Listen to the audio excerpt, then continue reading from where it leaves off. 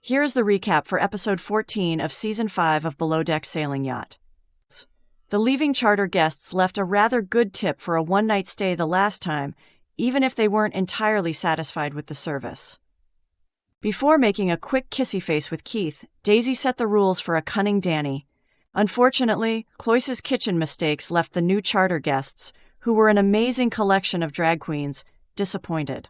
The events of BDS Season 5, Episode 14, Rules of Enragement, are detailed here.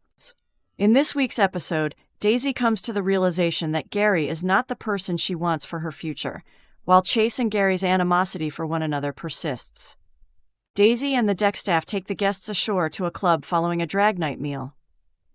However, Gary becomes irate and lashes out at Captain Glenn after Daisy, Keith, and Gary violate his 2-drink restriction. These are some of the best parts in episode 14 of season 5 of BDSY. Dad is waiting for the crew and guests when they roll up to the boat at precisely 2 a.m. Glenn sends Gary to bed after determining he is intoxicated as the visitors are requesting more drinks. Gary, no tip for you. Gary chooses to sneak back up the hatch onto the deck for a smoke, despite the fact that he is heading down toward his cabin.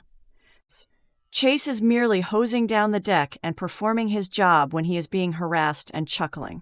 Chase need to just turn around and give Gary a hose spray, in my opinion.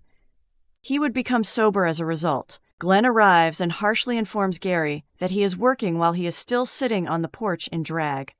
Go to bed after you've finished your smoke. Glenn admits in a confessional that he has worked with Gary for a long time. It is illogical of him to let me down in this manner. I'm baffled. Gary is more knowledgeable than this. Is it true? He's met Gary, right? The visitors finally retire to bed at 3:15. Daisy must be exhausted. Daisy says, "You need to go to bed," as Gary and she finally make it back to their cabin.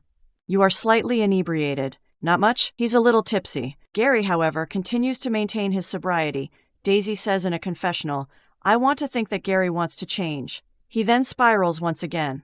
He simply destroys himself so much. It is quite painful to witness. Gary is simply not what I want for my future, to be honest. He simply isn't maturing. Glenn isn't talking to Daisy and Gary, so they realize they're in trouble.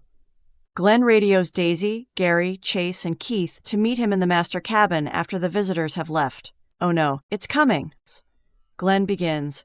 "So you guys went out with the guests last night. You clearly had more than 2 drinks, but I established certain ground rules." Gary confesses to having 5 drinks when Glenn asks him how many. What became of sobriety? Daisy drank 2 beers and 2 shots, whereas Keith claims to have had 4 or 5.